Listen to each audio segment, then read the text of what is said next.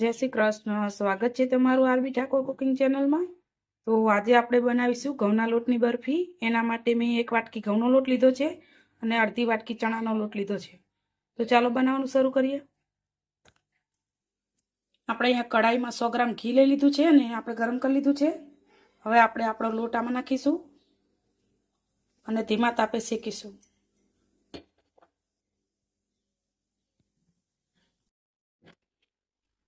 આ રીતે શેકવાનું છે અને આપણે આમાં ચણાનો લોટ થોડીક વાર રહીને પછી નાખશું, કેમ કે ઘઉંના લોટને ચડતા વાર લાગે છે અને ચણાના લોટને ચડતા વાર નથી લાગતી. એટલા માટે મેં અહીંયા રોટલીનો લોટ આવે એ જ લીધો છે. તમે થોડોક જાડો લોટ આવે એ પણ લઈ શકો છો, કાપસીનો આવે એ.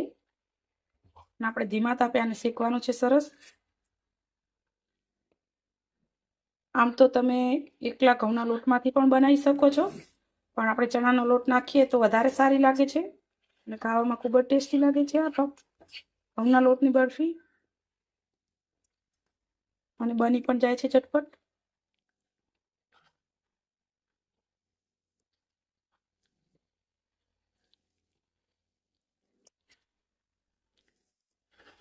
આ રીતે તાવી તો અંદર ફેરવતું જવાનું, તેથી કરીને નીચે દાજે નહીં.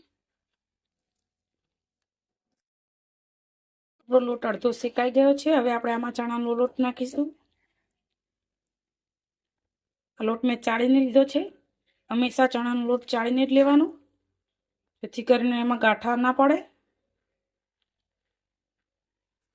બધું સરસ મિક્સ કરી અને આપણે શેકવાનું છે. અત્યારે તમને સૂકું સૂકું લાગતું હશે, પણ એ ચડશે એટલે ઘી રિલીઝ થઈ જશે અંદર. આ રીતે જ્યારે સરસ બધા લોટ શેકાઈ જશે એટલે ઘી બધું છૂટું પડી જશે, એટલે આપણને ખબર પણ પડી જાય કે આ શેકાઈ ગયું અને સરસ સુગંધ પણ આવશે. આ રીતે આપણે સરસ શેકાઈ ગયું છે અને એને સરસ ઘી પણ છૂટું પડવા લાગ્યું છે અંદરથી. હવે આપણે આમાં થોડું થોડું કરીને દૂધ નાખવાનું છે, જેથી કરીને આ બરફી આપણી દાણાદાર બનશે.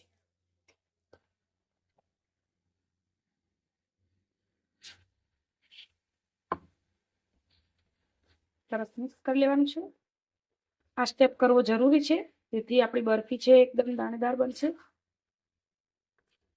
આ રીતે. ને હવે ગેસ બંધ કરીને ઠંડુ કરશું આપણે, અને એક બાજુ ચાસણી બનાવીશું. આપણે અહીંયા 200 ગ્રામ જેવી ખાંડ લઈ લીધી છે અને એમાં પાણી નાખી દીધું છે. હવે આપણે 1 તારની ચાસણી કરવાની છે. આપણી 1 તારની ચાસણી થઈ ગઈ છે. આ રીતે તમે જોઈ શકો છો. હવે આપણે આની અંદર ફૂડ કલર નાખીશું. ગેસ બંધ કરી દેવાનું છે, પછી આ કરવાનું છે, નહીંતર આપણે કડક ફ્રાય થઈ જશે. ઇલાયચી નાખીશું.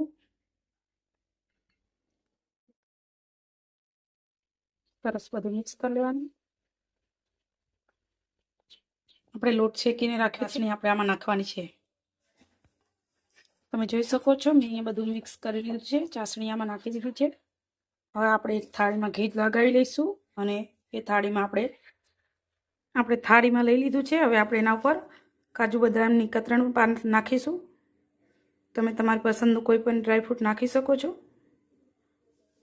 ચારોલી કે કોઈ પણ વસ્તુ તમે નાખી શકો છો. અને હવે આપણે આને 2-3 કલાક માટે ઠંડુ થવા દઈશું. તો તૈયાર છે આપણા ઘઉંના લોટની બરફી. આપણે એને સરસ કટ કરી લીધી છે અને એકદમ ટેસ્ટી એવી આપણી બરફી બની છે, એકદમ સોફ્ટ અને ખાવામાં ખૂબ જ ટેસ્ટી લાગે છે. અને આપણે ચટપટ કોઈ મીઠાઈ બનાવી હોય તો તમે આ રીતે ઘઉંના લોટની બરફી બનાવી શકો છો, અને ખાવાથી કોઈ પણ નહીં કહે કે ઘઉંના લોટની તમે બનાવી છે. એવી ટેસ્ટી હોય છે. જો તમને મારી આ રેસીપી ગમી હોય તો લાઇક, શેર અને સબસ્ક્રાઈબ કરવાનું ભૂલતા નહીં. જય શ્રી કૃષ્ણ.